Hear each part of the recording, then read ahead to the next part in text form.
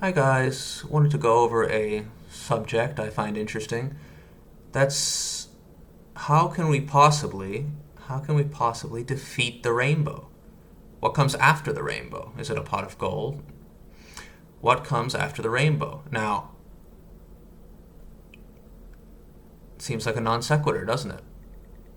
Seems like there's no way. A rainbow is the spectrum of all colors. You can't possibly get anything more than that. You can't possibly ride on top of that. There's nothing that comes after. But I assure you that there is. I want you to imagine that you pump someone's intestines full of water until they burst. What happens? You kill the guy. He's dead. Let's say you keep pumping, right? Just keep pumping, right? Who would do that, right? The guy is already dead. Why would you keep pumping? Surely this act, this weird act, has no value. But you keep pumping, and he explodes. So he's not just dead now, he's exploded, and his intestines are writhing around on the floor.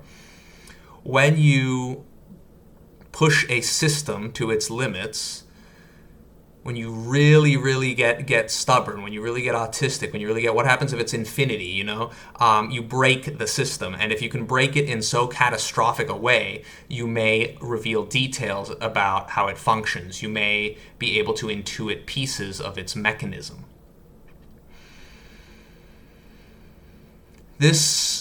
I imagine this was fairly common, in the Neolithic. That was a fairly common question that Neolithic children may have had. What do I look like inside? And a lot of the times, they were probably ultimately able to find an answer to that question, though obviously not in as much detail as we can today. So it may have been a more proportionally potent question in that era than it is now, when it's so accessible.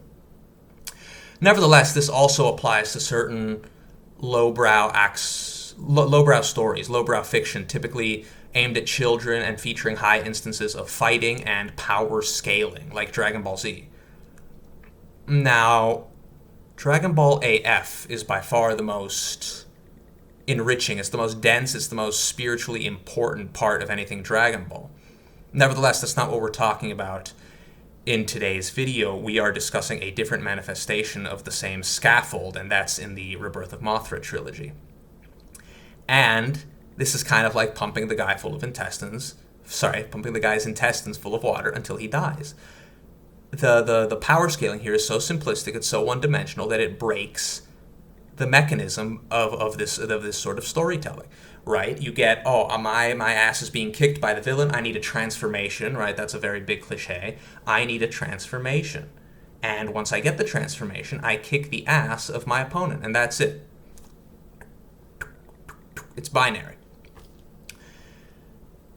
So these movies are not very good from the perspective of traditional review. Nevertheless, they actually do have high value. You can't sit there and eat this like a full course meal.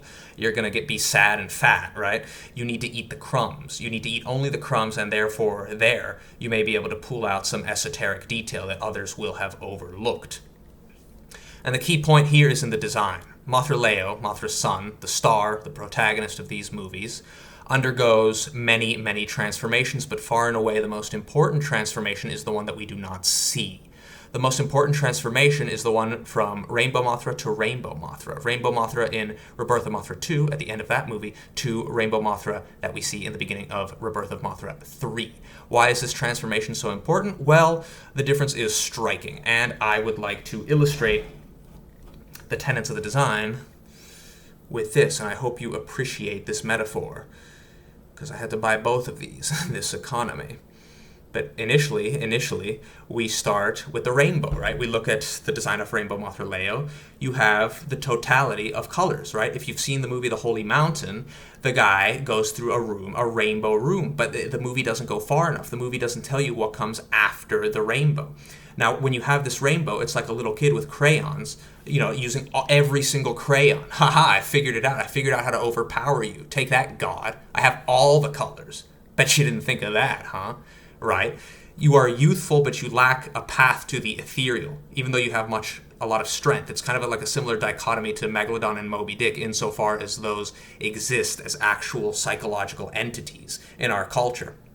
Megalodon is a fighter. Megalodon is youthful. You're not necessarily going to get anything beyond that.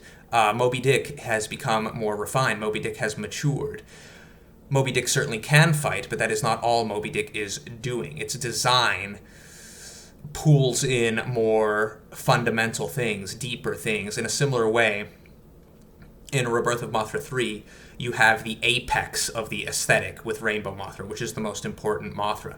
You have refined the rainbow, hence the rainbow to blue pipeline. You have pulled back. You still have a plurality of colors, but you have restrained that plurality, and you have used it, and that is how you unlock the sublime or the ethereal aesthetic. Superlunary, even.